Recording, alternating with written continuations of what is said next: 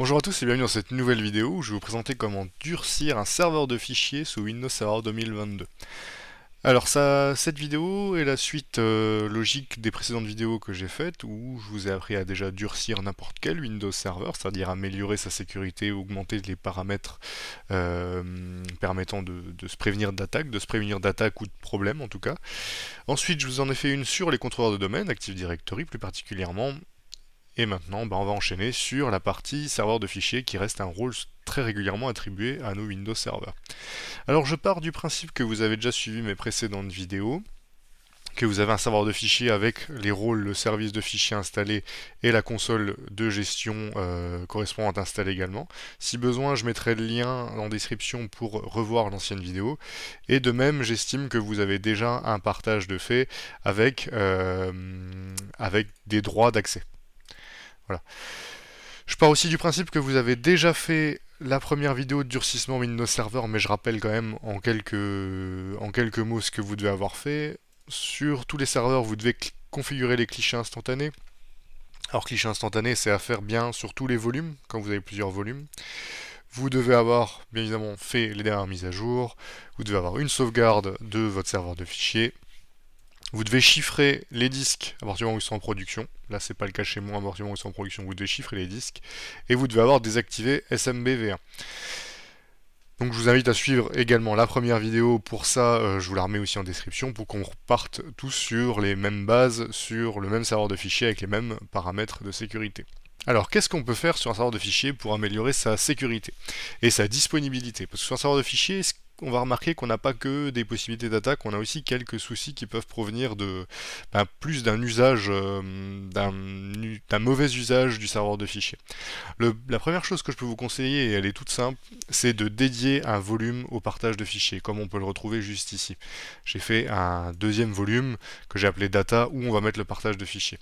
Alors pourquoi? Tout simplement pour éviter, au cas où vous vous retrouviez à court d'espace et que votre service de supervision n'a pas fait ce qu'il fallait pour vous prévenir, que ce ne soit pas le disque système qui soit plein, mais simplement le disque de données. Ça vous évitera de potentiels plantages de votre serveur tout simplement. Donc là on va essayer de scinder sur un deuxième volume les données partagées, les données accessibles par les utilisateurs. Attention à ne pas oublier d'ajouter ce volume à la sauvegarde si vous l'ajoutez plus tard. Dans ce volume, qu'est-ce qu'on va faire sur notre partage? Alors, j'ai volontairement départagé ce dossier.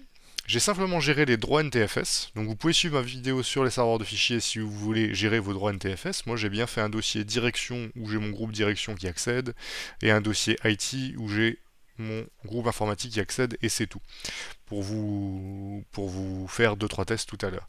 Mais j'ai volontairement pas partagé pour le moment le répertoire là parce que je veux remettre quelque chose en avant. C'est quand vous allez partager ce répertoire, quand je vais aller dans l'onglet partage et je vais faire partage avancé et que je vais cocher partage, si je fais autorisation par défaut, c'est le groupe tout le monde qui est là. Et le groupe tout le monde, ça veut dire tout le monde. On utilise du moins que possible, on utilise ce groupe. Là, dans notre cas, on sait que c'est forcément des utilisateurs de notre domaine qui vont pouvoir accéder, ou si on a plusieurs domaines, des utilisateurs authentifiés. Donc je vous conseillerais fortement d'utiliser les groupes prévus à cet effet, comme par exemple le groupe utilisateur du domaine, à qui on va donner les accès en lecture-modification. Attention, contrôle total implique la possibilité de gérer les droits, ce qu'on ne veut pas. Hein. Donc là, je vais valider cette modification-là, et c'est la première chose, du coup, mon premier conseil, en plus de dédier un volume, c'est de partager le répertoire seulement pour l'utilisateur du domaine et pas pour tout le monde. Là, on peut valider et passer à l'étape suivante que je vais vous présenter. Donc là, j'ai mon chemin de partage, on le testera tout à l'heure. On peut valider pour le moment. Ensuite, ce que je vais vous présenter, ça va se passer côté nouvelle console de gestion des services de fichiers. Donc depuis 2012 R2, ça se trouve ici. C'est plus directement sur les fichiers. Sur le gestionnaire de serveur, vous avez maintenant la possibilité de gérer les partages en allant sur service de fichiers de stockage et vous avez ici les partages. Là, moi, je suis en train de travailler sur partage durci que j'ai fait ici. On va faire bouton droit propriété dessus. Et on va avoir paramètres juste ici et là, on va avoir des options intéressantes. Là, tout simplement, on va inverser ce qui est ici. C'est-à-dire qu'on va activer l'énumération basée sur l'accès, qui implique que l'utilisateur ne voit que les dossiers auxquels il a les droits d'accès. Je reprends mon dossier partage durci. Si je me connecte avec un utilisateur du groupe direction, je ne verrai que le dossier direction. Je ne verrai pas le dossier IT. Il ne sera même pas affiché. Donc ça, c'est ça l'énumération basée sur l'accès. Mais attention, ça implique d'utiliser des ressources processeurs, des ressources CPU, puisque le serveur doit vérifier en amont les droits d'accès de l'utilisateur. Donc à utiliser quand même avec un processeur adapté. Mais c'est très intéressant parce que ça évite que quelqu'un voie déjà quelque chose auquel il n'a pas accès et ce qui pourrait soit lui donner des informations, soit lui donner envie de trouver un moyen d'avoir accès. Donc là, le ABE en anglais, donc Access Based Enumeration, c'est très intéressant à appliquer. Et enfin, on a la possibilité de chiffrer l'accès aux données, c'est-à-dire chiffrer les échanges, en fait, tout simplement, chiffrer les échanges entre l'ordinateur client et le serveur. Et ça, ben, je vous conseille fortement de l'activer, ça évite que quelqu'un qui intercepterait les données puisse les lire tout simplement. Hein, si vous avez vu peut-être une de mes précédentes vidéos sur les attaques man in the middle, donc c'est quelqu'un qui se met au milieu d'un échange pour pouvoir lire, le fait de pouvoir chiffrer l'accès aux données, chiffrer l'échange, grâce à la version d'SMB, va permettre d'empêcher l'interception de données par un pirate. Donc là, vous pouvez simplement activer les paramètres comme ça. Attention, le chiffrage des données va aussi demander de la ressource CPU, encore une fois, donc à adapter à votre trafic et à adapter au matériel que vous avez. Donc là, je vais valider. Et ici, j'ai du coup mes nouvelles options qui sont paramétrées. Mon partage est déjà plus sécurisé. On testera après ensemble le côté client si tout fonctionne bien. Alors, comme pour toutes les vidéos, à chaque fois que vous faites ce type de modification, évitez de les faire pendant la production et évitez de les faire sur tous vos partages en même temps. Ça vous permet de voir si vous n'avez pas de problème particulier et de rebondir en cas de souci et de ne pas avoir un problème généralisé en tout cas. Le chiffrement de l'accès aux données, il est disponible depuis les dernières versions de SMB, donc ça implique que vous ayez un parc client récent. C'est SMBv3 qui donne la possibilité de chiffrer l'accès aux données, donc qui est disponible depuis Windows 8 et Windows Server 2012, dont les supports sont bientôt terminés, donc de toute manière, normalement vous devez avoir des parcs plus récents, Windows 10, Windows Server 2016, etc. Donc là, je peux valider. Et on va pouvoir passer à la suite, c'est-à-dire qu'on va encore profiter d'une autre fonctionnalité d'SMB qui est la possibilité d'activer la signature des échanges SMB. Donc là, au lieu de chiffrer, on peut s'assurer que les deux personnes qui communiquent entre elles, que ce sont bien les bonnes personnes, que le serveur et le client restent bien toujours le bon serveur et le bon client et que personne vienne se intercepter ou communiquer à la place. Donc la signature où ça va s'activer, ça va être dans les stratégies locales de votre serveur de fichiers. Vous allez aller dans gestion des stratégies locales, vous le trouvez dans outils d'administration, et vous avez ici, dans la liste, stratégie de sécurité locale, juste ici. Et là on va retrouver dans stratégie locale, options de sécurité, et sur la partie serveur, si vous descendez en bas, serveur réseau, vous allez avoir communication signée numériquement, toujours ou lorsque le serveur accepte. Vous, si vous n'avez rien changé, vous avez par défaut lorsque le serveur l'accepte, qui est activé, et toujours qui est désactivé. Moi, je l'avais déjà fait sur le serveur, alors c'est déjà activé, mais vous avez juste à passer serveur réseau, communication signée numériquement, toujours, vous mettez activé. Et là, vous validez. Et là, votre serveur signera numériquement toujours ses communications. Donc, il prouvera que c'est lui à chacune de ses communications. On peut aussi le faire côté client, c'est-à-dire que là, par défaut, côté client réseau, cette fois, mon serveur ne fait lorsque le serveur l'accepte uniquement. Vous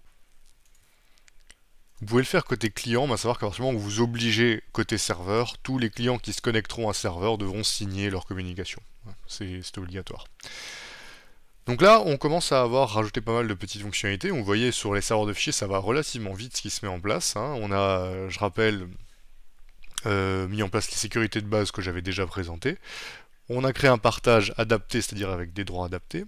On a activé l'énumération basée sur l'accès pour que les utilisateurs ne voient que ce qu'ils sont censés voir. On a activé le chiffrement des échanges, et maintenant on a activé la signature des échanges. La dernière chose qui va nous permettre de se protéger, ça va être les options de quota et de filtre qui vont vous permettre de bloquer ce que vos utilisateurs mettent sur votre serveur.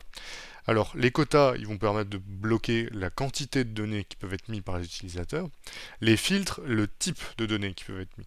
Alors, quel intérêt, vous allez me dire, en termes de sécurité? Le quota, ça évite tout simplement qu'un utilisateur vous remplisse le serveur par erreur ou même volontairement pour le faire planter. Hein. Si vous n'avez plus de place sur votre volume, vous ne pouvez plus partager correctement vos données.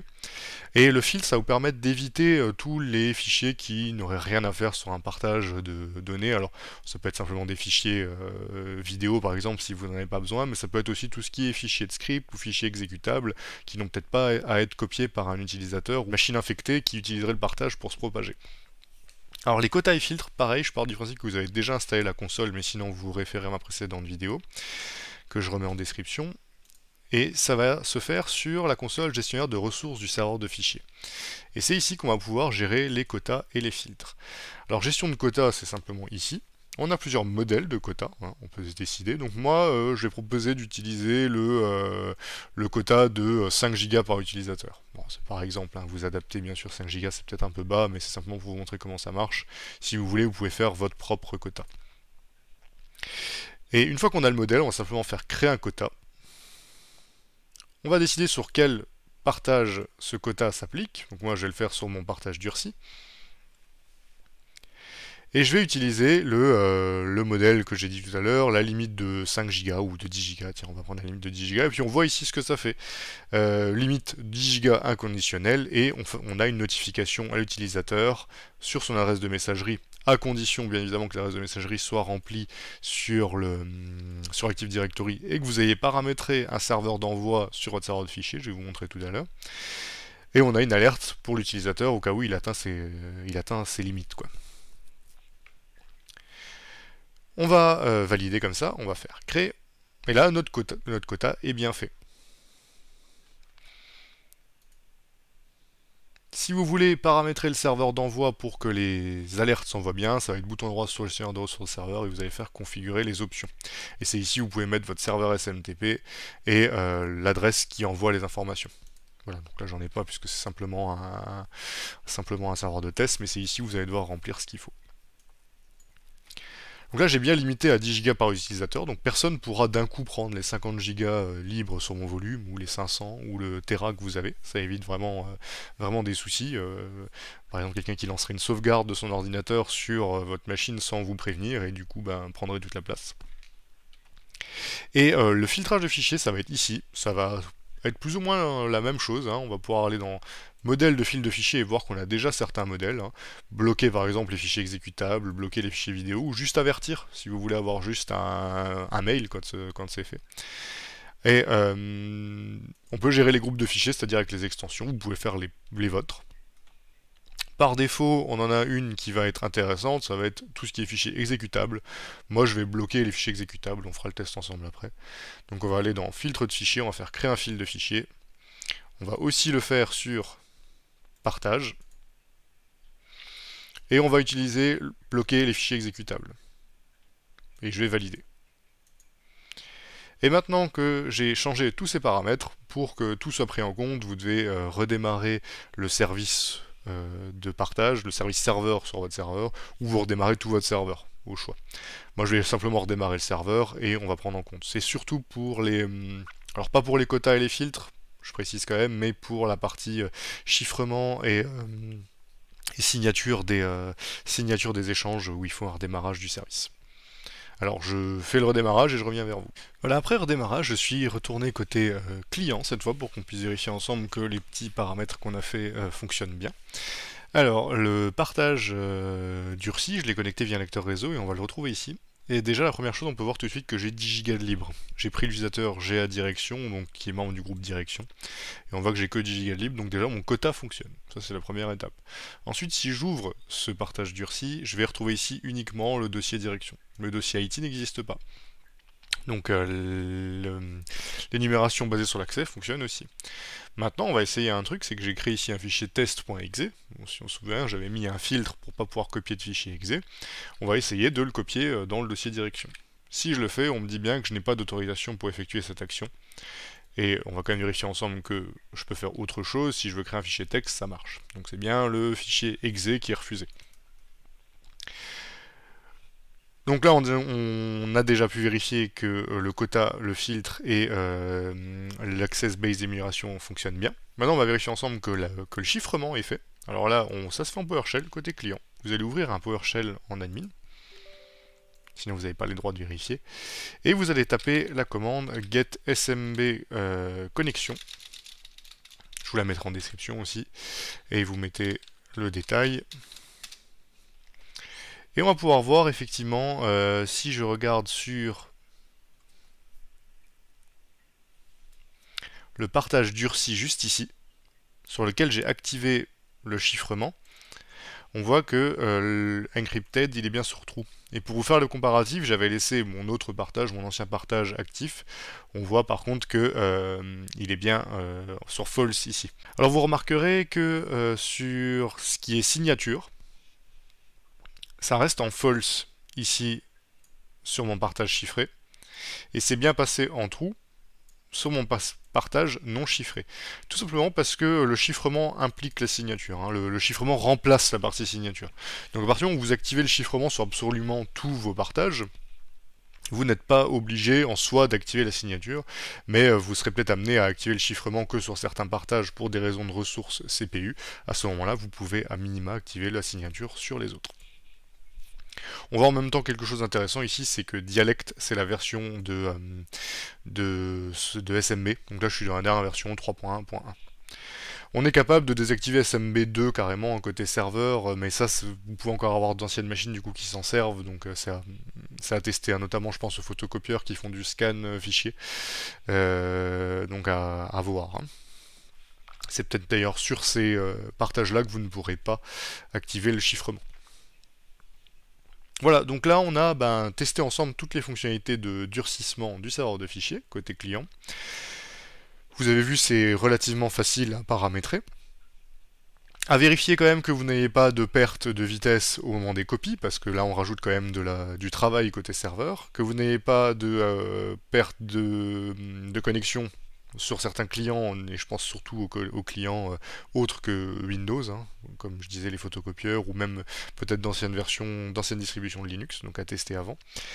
Et les quotas, c'est pratique, mais ça reste quelque chose qu'il faut gérer, c'est-à-dire qu'il faut informer vos utilisateurs, il faut vous surveiller également, parce que sinon vous allez avoir des utilisateurs qui seront embêtés rapidement, donc c'est quelque chose quand même à utiliser de manière réfléchie.